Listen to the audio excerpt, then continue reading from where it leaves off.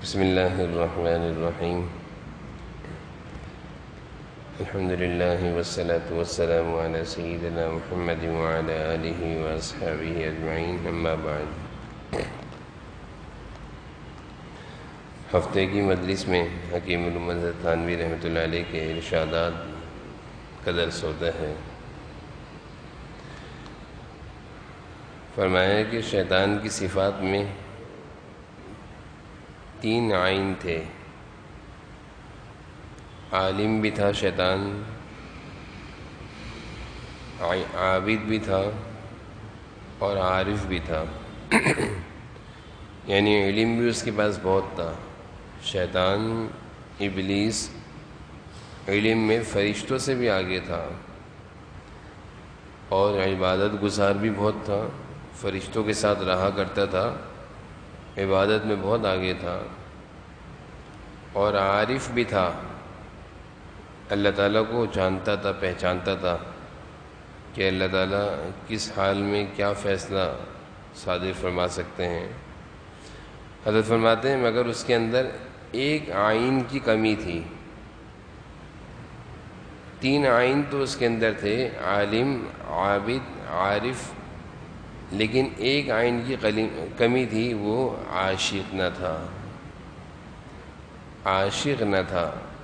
اگر وہ اللہ کا سچا عاشق ہوتا تو سجدے میں گر جاتا۔ بس عاشق بن جاؤ، اور اللہ میاں نے محبت کا راز ہم کو بتلا دیا ہے کہ تم میرے محبوب صلی اللہ علیہ وسلم کی اتباع کر لو، میں خود تم سے محبت کروں گا۔ تو ہمارے لیے یہی وہ طریقہ ہے جہاں شیطان کا تصرف کی مجال بھی نہیں اور اس کی چالوں سے حفاظت بھی ہے۔ خلاصہ یہ ہے کہ اللہ تعالیٰ کا قرب حاصل کرنے کا معتبر ذریعہ وہ ہے اعمال شریعت کی پابندی اور سنتوں کی اتباع اور ان کی توفیق تقرب اور ان پر مداومت کا حاصل ہونا دلیل مقبولیت ہے۔ اس واعظ میں حضرت نے بہت ساری باتیں ہمیں سمجھائی ہیں۔ پہلی چیز تو یہ بتائی کہ شیطان جو گمراہ ہوا ہے اس کی کیا وجہ تھی۔ یہ بھی فرشتوں کے ساتھ آسمانوں پہ رہا کرتا تھا، اس کو آسمانوں سے اللہ تعالیٰ نے کیوں نکالا؟ فَاخْرُجْ مِنْهَا فَإِنَّكَ رَجِيمٌ۔ قرآن کریم میں یہ مضمون کئی جگہوں پر ہیں کہ اللہ تعالیٰ نے اس کو آسمانوں سے زمین پر پھینک دیا، مردود کر کے نکال دیا۔ کیا وجہ تھی؟ جبکہ بہت بڑا عالم تھا اور بہت بڑا عابد بھی تھا اور بہت بڑا عارف بھی تھا۔ عارف کہتے ہیں اللہ تعالیٰ کی معرفت رکھنے والا، پہچاننے والا، لیکن پھر بھی گمراہ ہوا۔ تو معلوم یہ چلا کہ بہت سارے علم رکھنے والے بڑے عالم ہوں گے لیکن گمراہ ہو سکتے ہیں، بہت سارے عابد بہت زیادہ عبادت کرتے ہوں گے، گمراہ ہو سکتے ہیں، بہت سارے عارف اللہ کو اچھی طرح پہچاننے والے، اللہ تعالیٰ کے مقبول بندوں کو عارف کہتے ہیں، وہ بھی گمراہ ہو سکتے ہیں۔ تو شیطان میں کس چیز کی کمی تھی جس کی وجہ سے گمراہ ہوا؟ حضرت فرما رہے ہیں ایک چیز کی کمی تھی، وہ عاشق نہیں تھا۔ اگر وہ اللہ سے سچی محبت رکھتا اور اس کے دل میں اللہ کی محبت ہوتی تو وہ کہتا اللہ کا حکم ہے۔ وہ یہ نہیں دیکھتا کہ میں آگ سے بنا ہوں، آدم مٹی سے بنا ہے، بلکہ وہ اللہ کا حکم مان کر سجدے میں گر جاتا۔ تو اصل چیز یہی ہے۔ حضرت ابراہیم علیہ السلام سے اللہ تعالیٰ نے کہا نا، اذ قال له ربه اسلم قال اسلمت لرب العالمین۔ ابراہیم علیہ السلام سے اللہ تعالیٰ نے کہا اے ابراہیم، قرآن کریم کی آیت ہے، ہمارے پیروکار بن جاؤ، ہمارے آگے تابع بن کر جھک جاؤ، جیسے ہم کہہ رہے ہیں ویسے کر لو۔ تو ابراہیم علیہ السلام نے آگے سے یہ نہیں پوچھا کیوں، ایسا کیوں کروں؟ فرمایا اسلمت لرب العالمین، ٹھیک ہے اللہ میں آپ کے آگے تابع بن کر جھک گیا ہوں۔ تو اللہ کا حکم ہوتا رہا، بیوی کو چھوڑ دو، جنگل میں چھوڑ دیا، بیٹے کے گلے پہ چھری چلاؤ، چلانے کو تیار بیٹھ گئے۔ اللہ تعالیٰ آزمائشوں سے گزرتے رہے۔ کیا چیز تھی کہ اپنے آپ کو اللہ کے تابع کر دیا تھا کہ اللہ آپ نے کہہ دیا ہے بس میں آپ کا ہو گیا ہوں۔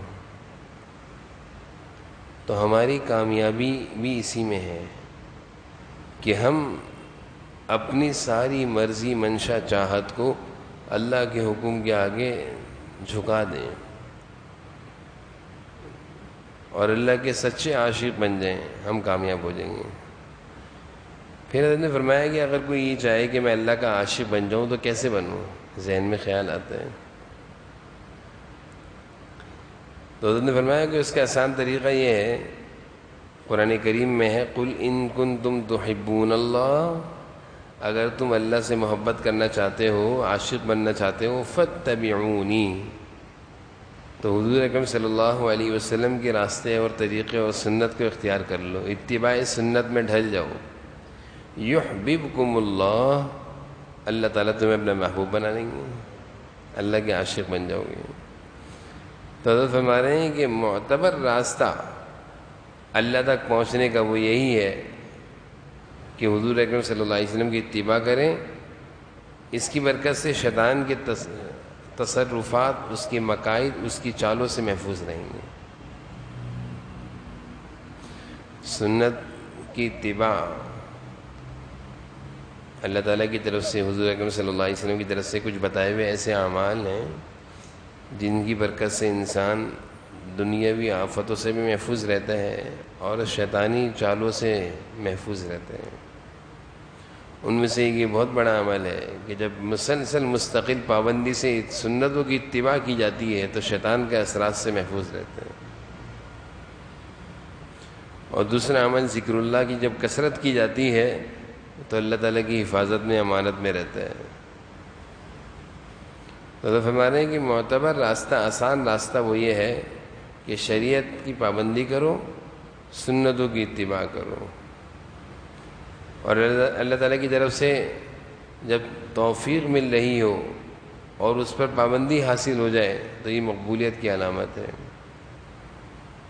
انسان کو کسی نیک کام پر توفیق مل جائے، کسی خیر کے کام کی کرنے کی توفیق مل جائے، سنتوں کی اتباع کرنے کی توفیق مل جائے تو ہماری مقبولیت کی علامت ہے کہ اللہ تعالیٰ نے آپ کو اپنا بنایا ہے۔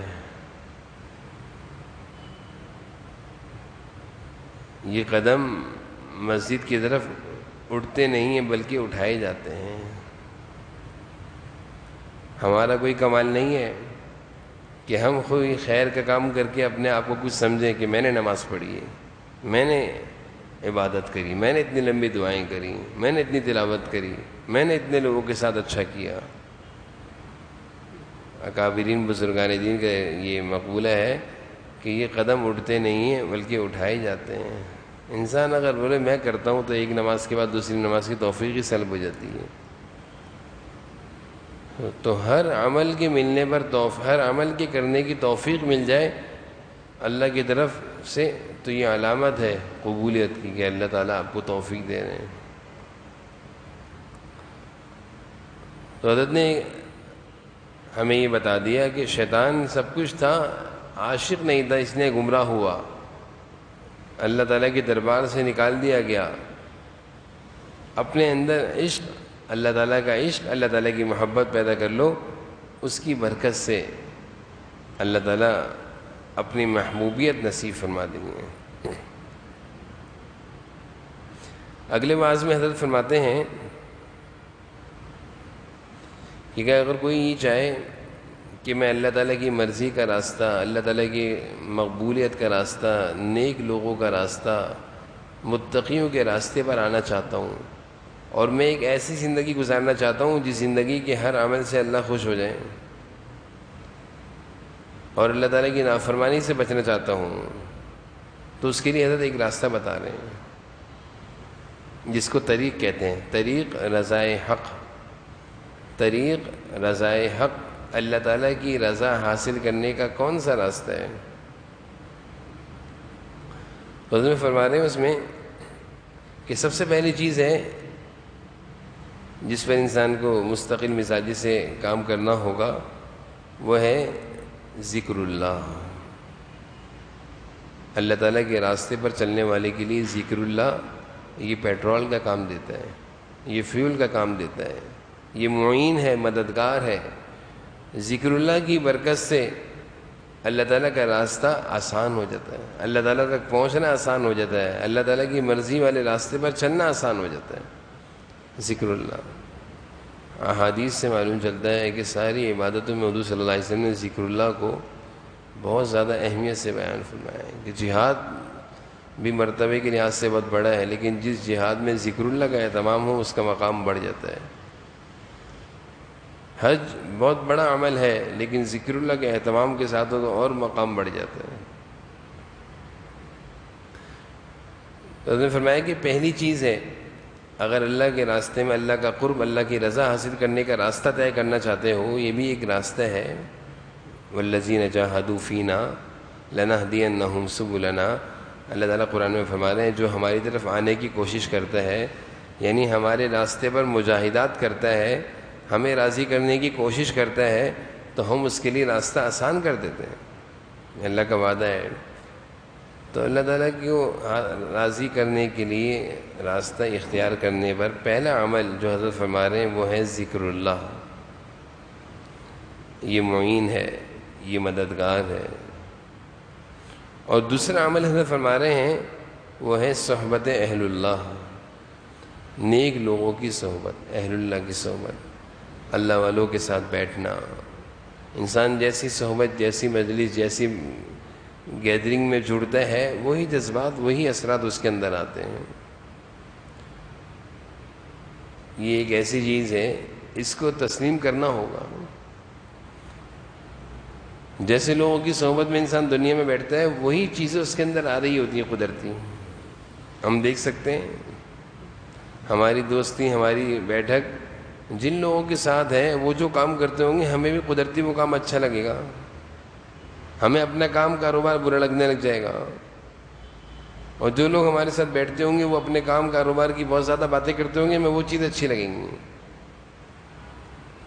تو یہ تو اللہ تعالیٰ نے دنیا میں ایک چیز رکھی ہے۔ اور پھر معروم رحمۃ اللہ علیہ فرماتے ہیں کہ نیک لوگوں کی صحبت تجھے نیک بنا دے گی اور برے لوگوں کی صحبت تجھے برا بنا دے گی۔ عبداللہ بن مبارک رحمۃ اللہ علیہ فرمایا کرتے تھے کہ میرا ایک زمانہ دنیا داری میں گزرا، یہ بہت بڑے تاجر تھے، کپڑے کا کام کرتے تھے، بہت بڑے تاجر تھے، تو بہت دولت تھی۔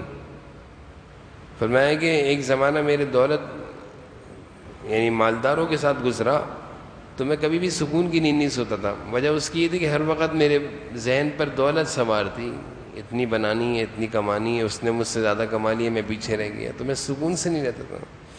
اور پھر میں فرمایا کہ ایک زمانہ میرا نیک لوگوں کی صحبت میں گزرا، اللہ والوں کی صحبت میں گزرا، کہ جن کی زندگی کا مقصد اللہ کو راضی کرنا تھا۔ کہا کہ مجھے اب پتہ چلا کہ زندگی کا مزہ کیا ہوتا ہے، زندگی کا سکون کیا ہے۔ کیونکہ نیک لوگوں کے پاس دنیا کی حویث اور حرص نہیں ہوتی۔ اللہ تعالیٰ دنیا ضرورت ہے، اس کے بقدر وہ دنیا کے لیے فکر کرتے ہیں، لیکن اصل جو انسان کی زندگی کا مقصد ہے وہ تو اللہ کی رضا ہے۔ تو جب انسان اہل اللہ کے پاس جاتا ہے، اللہ والوں کے پاس، تو ان کے پاس یہی باتیں ہوتی ہیں اور یہی جذبات ہوتے ہیں، تو ان باتوں میں سکون ہے، اللہ کے ذکر میں سکون ہے، اللہ کی باتوں میں سکون ہے۔ عبداللہ بن مبارک فرماتے ہیں کہ اب زندگی کا سکون حاصل کیا ہے، پچھلی زندگی میں مجھے سکون کا نہیں پتا تھا کیا ہوتا ہے۔ تو اللہ تک پہنچنے کا جو حضرت راستہ سکھا رہے ہیں اس میں پہلا عمل بتایا ذکر اللہ اور دوسرا عمل بتایا صحبت اہل اللہ۔ اور پھر فرمایا کہ اس راستے میں دو چیزیں انسان کے لیے بہت رکاوٹ ہیں، یعنی اچھا چلتا پھرتا آدمی محروم ہو جاتا ہے۔ یعنی ایک آدمی کوشش کر رہا تھا میں اللہ کو راضی کروں، اللہ کی مرضی والی زندگی گزاروں، نیکی والی تقوی والی زندگی گزاروں، نماز پڑھوں، گناہ نہ کروں، عبادت کروں، اللہ کی نافرمانی نہ کروں، لیکن ایک دم سے اس کا راستہ رک جاتا ہے، ایک دم سے اس کے سارے اعمال چھوٹ جاتے ہیں، اللہ سے دور ہو جاتا ہے۔ ایسا ہوتا ہے، بہت سارے لوگ جیسے حج کر کے آتے ہیں تو ایک جذبہ لے کر آتے ہیں اور حج کی برکت سے لگے ہوئے ہوتے ہیں، ایک دم سے دور ہونا شروع ہو جاتے ہیں۔ تو یہ کیا چیز ہے کہ ایک جذبہ تھا کہ میں نے اب اللہ کو راضی کرنا، ناراض نہیں کرنا، ایک دم سے یہ کیا ہو گیا ہے، یہ زندگی پلٹ گئی۔ تو ہمارے اس کے لیے دو چیزیں ہیں جس کی وجہ سے انسان محروم ہوتا ہے، دو چیزیں ایسی ہیں، دو کام ایسے ہیں جن کی وجہ سے انسان اللہ تک پہنچنے کی جو کوشش کر رہا تھا سارا راستہ ختم، سارا راستہ ختم، دوبارہ پیچھے چلے گیا۔ جیسے کوئی آدمی لائن میں لگا ہوا ہو اور جب مقصد تک پہنچنے والا ہو تو اس کو نکال کر لائن سے دوبارہ پیچھے جا کے کھڑا کر دیا جائے۔ اس نے اتنی دیر میں ایک لائن طے کری ہو، چلتے چلتے چلتے جب دروازے کے قریب پہنچا تو لائن سے نکالا، اس کو واپس پیچھے کھڑا کر دیا۔ اس پہ کیا ہوتا ہے؟ کچھ نہیں، اس ساری محنت ضائع۔ حدیث شریف میں بھی مفہوم آتا ہے کہ بہت سارے قرب قیامت، یہ جو ہمارا زمانہ چل رہا ہے فتنوں کا زمانہ ہے، قیامت سے قریب ہوتے جا رہے ہیں ہم۔ تو حضور صلی اللہ علیہ وسلم نے ارشاد فرمایا ہے کہ قیامت سے جتنے قریب ہوگے اس وقت لوگوں کی یہ حالت ہوگی ایمان کی کہ صبح جنتی تھے شام کو جہنمی ہو گئے، نعوذ باللہ۔ یہ اور فرمایا یہ شام میں جنتی تھے صبح جہنمی ہو گئے۔ یہ عرض کر رہے ہیں حضرت کہ چلتے چلتے راستہ بدل گیا، اچھا خاصا جا رہا تھا نیکی کے راستے پر، غلط راستے پہ چل پڑا، گمراہی کے راستے پر، گناہوں کے راستے پر۔ تو یہ حدیث کا مفہوم ہے۔ حضرت عبداللہ بن عمر رضی اللہ عنہ کی روایت ہے کہ صبح جنتی شام میں جہنمی۔ یہ کیا ہے؟ اب سمجھ میں آتا ہے، آج کے دور میں حضور صلی اللہ علیہ وسلم کا ارشاد سمجھ میں آتا ہے کہ انسان جب برے لوگوں کی صحبت میں بیٹھتا ہے تو پھر وہ دین کی باتیں یہ تو چھوڑو، ملا مولویوں کی باتیں ہیں، یہ تو شریعت ہے، چھوڑو، وہ شریعت ضروری تھوڑی ہے، کوئی نماز ضروری تھوڑی ہے، روزی کمانا ضروری ہے، اولاد کا پیٹ پالنا ضروری ہے۔ ایسی باتیں لوگ کرتے ہیں کہ لگتا ہے کہ یہ اسلام سے نکل گئے، اسلام کا مذاق، شریعت اسلام کا مذاق، دین کی باتوں کا مذاق۔ تو یہی تو چیزیں ہیں جس سے انسان دین سے نکل رہا ہے، محروم ہو رہا ہے۔ تو حضرت فرما رہے ہیں کہ چلتے چلتے اس راستے میں رکاوٹ کیا ہے؟ وہ دو چیزیں ہیں، ایک ہے معاصی، اللہ کی نافرمانی، چھوٹا گناہ ہو چھوٹی چنگاری ہے، بڑا گناہ ہو بڑا انگارہ ہے۔ چھوٹی چنگاری کو کوئی چھوٹا سمجھ کر اپنے کپڑوں کی الماری میں نہیں رکھتا، چھوٹی چنگاری کو چھوٹا سمجھ کر کوئی کپڑوں کی الماری میں نہیں رکھتا کہ چھوٹی سی چنگاری کیا ہوگا۔ وہ کہتا ہے نہیں، یہ چھوٹی چنگاری بھی آگ لگا دے گی پوری الماری کو، پورے گھر کو، اس لیے ہم چھوٹی چنگاری کو بھی برداشت نہیں کرتا۔ جبکہ ہمارا حال یہ ہے کہ ہم کہتے ہیں نا چھوٹا گناہ کیا ہو گیا، کوئی سود تھوڑی لے لیے نعوذ باللہ، کوئی زنا تھوڑی کر لیے نعوذ باللہ، ایسی باتیں کرتے ہیں۔ تو یہ بھی عجیب حالت ہے کہ ہم گناہ کو گناہ بھی نہیں سمجھتے تو کہتے چھوٹا سا تو گناہ ہے۔ اس کی اور مثال دیتے ہیں کافرین، چھوٹے گناہ اور بڑے گناہ۔ چھوٹا سانپ ہو، سانپ کا بچہ ہو، کوئی گھر پہ رکھتا ہے؟ نہیں، ڈرتے ہیں یہی ڈسے گا بڑے ہو کر، بڑے سانپ سے نہیں، چھوٹے سانپ سے بھی ڈرتے ہیں۔ تو اسی طرح چھوٹا گناہ ہو یا بڑا گناہ ہو، دونوں اللہ کی نافرمانی ہے، اور دونوں سے انسان کی زندگی برباد ہوتی ہے، اور وہ چلتے چلتے راستہ بدل گیا اس کا۔ یعنی اچھا خاصا جا رہے تھے، محنت کر رہے تھے، کتنے ایسے لوگ، ہم سب کی زندگی میں ایسے دن آتے ہیں کہ بہت زیادہ تلاوت ہو رہی تھی، بہت زیادہ نمازوں کا اہتمام، عبادتوں کا اہتمام، ایک دم سے سب چیزیں چھن گئی، نہ نماز کو دل چاہ رہے، نہ تلاوت کو، نہ روزے کو، نہ دعاؤں کو، سب چھن گیا۔ یہ کیا ہوا؟ ایسا کیا ہو گیا؟ اللہ کی نافرمانی جس کی وجہ سے انسان محروم ہو گیا۔ بنی اسرائیل میں ایک بہت بڑے یہودی عالم تھے، تو وہ اللہ تعالیٰ سے راز و نیاز کی بات میں ایک دفعہ ایسے کہنے لگے، اللہ میں نے تو آپ کی نافرمانی کری، اور آپ کہتے ہیں جب میری نافرمانی کرتے ہو تو میں عبادت چھین لیتا ہوں۔ آپ کا ارشاد ہے کہ جب تم میری نافرمانی کرو گے تو عبادت کی توفیق، نیکیوں کی توفیق ختم، روزی کی برکت ختم، زندگی کا سکون ختم۔ میں نے کوئی گناہ کیا تھا، آپ نے تو مجھ سے کچھ نہیں چھینا۔ تو اللہ تعالیٰ نے ان کے دل میں ڈالا کہ ہم نے تم سے دعاؤں کے مانگنے کی لذت چھین لی، تمہیں پتہ ہی نہیں چلا۔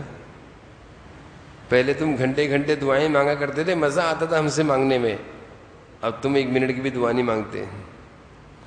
تو کہتے ہیں مناجات کی لذت یہ بھی اللہ کی توفیق ہے، گناہوں کی وجہ سے یہ بھی چلی جاتی ہے۔ تو حضرت نے فرمایا کہ اس راستے سے محروم کرنے والی چیز وہ 2 ہیں، ایک گناہ، اللہ کی نافرمانی، اور دوسرا حضرت فرما رہے ہیں فضول کاموں میں مشغول ہونا، فضولیات، بیٹھے میں موبائل لے کر، بیٹھے میں اخبار لے کر، بیٹھے میں رسالے لے کر، بیٹھے میں 4 آدمی 6 آدمی مل کر گیدرنگ، سیاست، 1 2 گھنٹے گزر گئے، وقت پاس ہو رہا ہے، سیاست پر گفتگو ہو رہی، ملنا ملانا کچھ نہیں ہے، نقصان ہو رہا ہے۔ حضرت فرما رہے ہیں یہ بھی فضول کام بھی انسان کو اس راستے سے اللہ تعالیٰ محروم کر دیں۔ بھائی فضول بیٹھے وہ ذکر کر لو، استغفار کر لو، ضروری ہے باتیں کرنا، ضروری ہے اپنے وقت کو پاس کرنا، کسی کام میں لگانے وقت۔ 2 چیزیں ہیں جس سے انسان اللہ تک پہنچنے کا جو راستہ تھا اس سے ہٹا دیا جاتا ہے، کام کا نہیں ہے۔ حکیم لقمان، اللہ تعالیٰ نے سورہ لقمان ان کے نام سے اتاری ہے، ان کی باتیں اللہ نے اس میں نقل فرمائی ہیں۔ ان کا ایک دوست تھا جو ان کے بچپن کا دوست تھا، بکریاں ان کے ساتھ چراتا تھا۔ اس وقت حضرت لقمان کو اللہ تعالیٰ نے یہ مقام نہیں دیا تھا۔ جب وہ ایک دفعہ آیا ان سے ملنے کے لیے کئی سالوں بعد، تو دیکھا کہ حضرت لقمان بیٹھے ہوئے اور ان کے ارد گرد لوگ بہت سارے بیٹھے ہوئے، اور لوگ ان کی باتیں بڑے غور سے سن رہے ہیں۔ یہ حیران ہو گیا، اے لقمان تو وہی میرا دوست ہے جب ہم دونوں جنگل میں بکریاں چرایا کرتے تھے، ننگے پیر ننگے سر، اور آج تیرا یہ مقام ہے کہ لوگ تیری باتوں کو حکمت اور بصیرت کی سمجھ کر سن رہے ہیں، یہ مقام تجھے کیسے ملا؟ حضرت لقمان نے فرمایا کہ یہ مقام مجھے جو ملا ہے فضول باتوں سے بچنے کی برکت سے، کہ میں نے اپنی زبان کو لگام دے دی ہے، اور جب سے میں نے اپنی زبان کو لگام دی ہے، فضول باتوں کے کرنے کو چھوڑا، لوگوں پر تبصرے کرنے کو چھوڑا، لوگوں کے عیوب دیکھنے چھوڑے، لوگوں سے حسد کرنا چھوڑا، اللہ نے مجھے یہ مقام دے دیا۔ تو حضرت ہمارے 2 چیز اس راستے میں رکاوٹ ہیں، گناہ اور فضول کاموں میں مشغول ہونا۔ اور آگے فرما رہے ہیں کہ 2 چیزیں اس راستے کی شرط ہیں،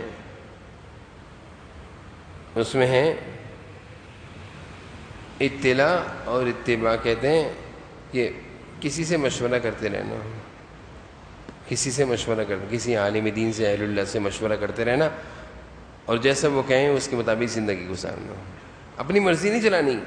اگر ہم اللہ تک پہنچنا چاہتے ہیں تو جس طرح ہم اچھی صحت کے لیے ڈاکٹروں سے مشورہ کرتے ہیں، ہر تیسرے مہینے ٹیسٹ کرا کر اس کو رپورٹیں دکھاتے ہیں، صحیح ہوں میں، فٹ ہوں، ڈاکٹر کہتے ہیں یہ چیز چھوڑ دو، یہ استعمال کرو، بس ٹھیک ہے ڈاکٹر صاحب، پورے طریقے سے ڈاکٹر کے مشورے پہ چلتے ہیں تاکہ ہم صحت مند رہیں۔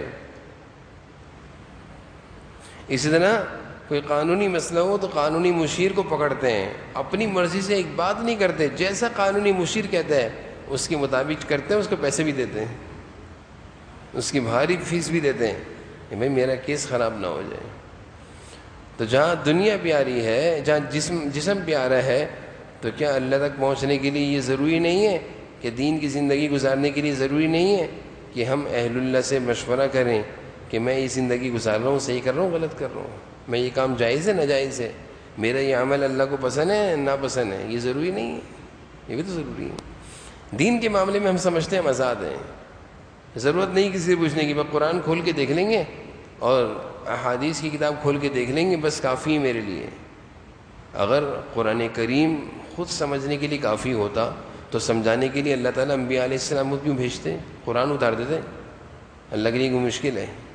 صرف اللہ تعالیٰ قرآن اتار دیتے اور کہتے خود سمجھ لینا، کیا ضرورت تھی؟ ہر کتاب انبیاء علیہ السلام زیادہ آئیں گے، آسمان سے کتابیں کم آئی ہیں؟ انبیاء علیہ السلام کی تعداد زیادہ ہے، سمجھانے والے زیادہ ہیں، اور آسمانی علم کم ہے۔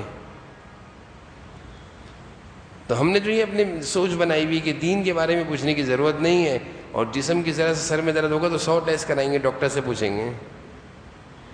جسمانی صحت کے لیے ہم بے شمار پیسہ خرچ کرتے ہیں، اور پھر ڈاکٹر کی ہدایت پہ کیسے چلتے ہیں؟ اچھی بات ہے، صحت انسان کی اللہ کی نعمت ہے، حفاظت کرنی چاہیے، لیکن جس طرح ہم صحت کی حفاظت کرتے ہیں اس سے زیادہ ہماری ضرورت ایمان ہے، ایمانی زندگی ہے۔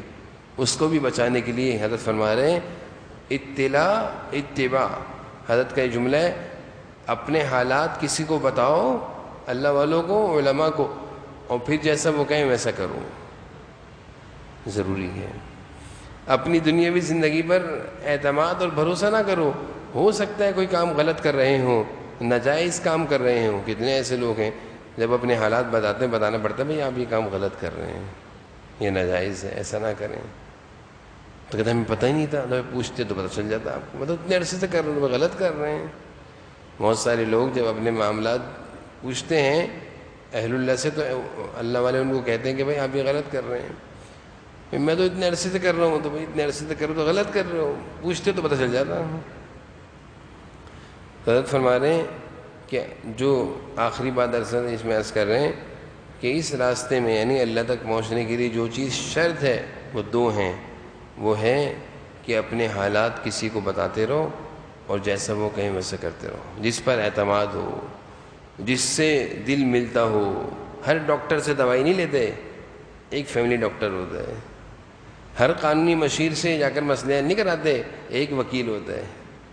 اسی طرح ہر کسی کے پاس نہیں جاتے، بلکہ جس عالم دین، جس اللہ والے سے دل بات مناسبت ہو، ان کے پاس جانا چاہیے، اور اپنے حالات ضرور رکھنے چاہیے کہ میں کیا کروں، کیا صحیح کیا غلط ہے۔ اس سے بھی یہ راستہ بہت آسان ہو جاتا ہے۔ اللہ تعالیٰ ہمیں ان سب باتوں پر عمل کرنے کی توفیق نصیب فرمائے۔ اس وقت ہم ذکر کرتے ہیں قول النبی